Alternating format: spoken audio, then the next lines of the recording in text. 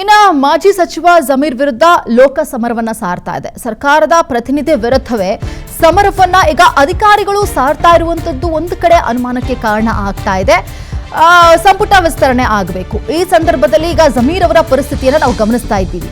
ಮತ್ತೊಂದು ಸಮರವನ್ನ ಸಾರಿದ್ರೆ ನೆಕ್ಸ್ಟ್ ಸಂಪುಟ ವಿಸ್ತರಣೆಯಲ್ಲಿ ಅವರಿಗೆ ಸ್ಥಾನಮಾನ ಸಿಗುತ್ತಾ ಅನ್ನುವಂತಹ ಪ್ರಶ್ನೆ ಎದುರಾಗುತ್ತೆ.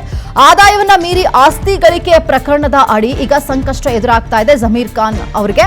ಈಗ ಅವರ ವಿರುದ್ಧವಾಗಿ ಚಾರ್ಜ್ ಶೀಟ್ ಸಲ್ಲಿಕೆ ಮಾಡುವುದಕ್ಕೆ ಜೊತೆಗೆ ನ್ಯಾಯಾಲಯಕ್ಕೆ ಚಾರ್ಜ್ ಶೀಟ್ ಸಲ್ಲಿಸುವುದಕ್ಕೆ ಈಗ ಪ್ರಾಸಿಕ್ಯೂಷನ್ ಮುಂದಾಗ್ತಾ ಇದೆ.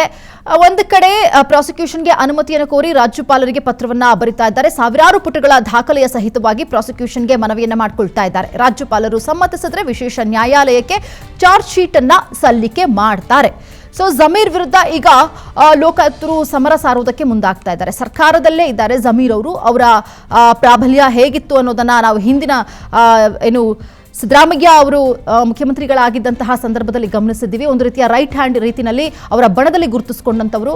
ಆದರೆ ಈಗ ಡಿ.ಕೆ. ಶಿವಕುಮಾರ್ ಅವರು ಅಧಿಕಾರಕ್ಕೆ ಬಂದ ಮೇಲೆ ಅಂದ್ರೆ ಮುಖ್ಯಮಂತ್ರಿಗಳಾದ ನಂತರ ಸಂಪುಟ ವಿಸ್ತರಣೆ ಆಗಬೇಕು. ಈ ಸಂದರ್ಭದಲ್ಲಿ ಮತ್ತೊಂದು ಸಂಕಷ್ಟ ಎದುರಾಗ್ತಾ ಇದೆ ಜಮೀರ್ ವಿರುದ್ಧವಾಗಿ. 2018ರಲ್ಲಿ ಅಂದ್ರೆ ಯಾಕೆ ಅಂದ್ರೆ 2018ರಲ್ಲಿ IMA ಹಗರಣ ನೆನಪಿರಬಹುದು. ಈ ಸಂಬಂಧ ಜಮೀರ್ಗೆ ಈಗ ಇಡಿ ಕಂಟಕ ಎದುರಾಗ್ತಾ ಇದೆ. ಜಮೀರ್ ಮನೆ ಹಾಗೂ ಕಚೇರಿ ಮೇಲೆ ಇಡಿ ದಾಳಿ ನಡೆಸುವಂತಹ ಸಾಧ್ಯತೆ ಇದೆ. ಜಮೀರ್ ಅಧಿಕಾರವನ್ನ ದುರ್ಬಳಕೆ ಮಾಡಿಕೊಂಡು ಆಸ್ತಿಯನ್ನ ಸಂಪಾದಿಸಿದ್ದಾರೆ ಅನ್ನುವಂತಹ ಶಂಕೆ. ಹಾಗಾಗಿ ಈ ಬಗ್ಗೆ FIR ದಾಖಲಿಸಿ ತನಿಖೆ ನಡೆಸುವುದಕ್ಕೆ ACBಗೆ ಇಡಿ ಶಿಫಾರಸನ್ನ ಮಾಡಿದೆ. ಅಂದಿನ ಭ್ರಷ್ಟಾಚಾರ ನಿಗ್ರಹ ದಳಕ್ಕೆ ಅಂದ್ರೆ ACB ಇಡಿ ಶಿಫಾರಸು ಮಾಡಿತ್ತು. ಹಾಗಾಗಿ ACB ಪ್ರಕರಣ ದಾಖಲಿಸಿಕೊಂಡು ತನಿಖೆಯನ್ನ ಕೂಡ ಆರಂಭಿಸಿತ್ತು.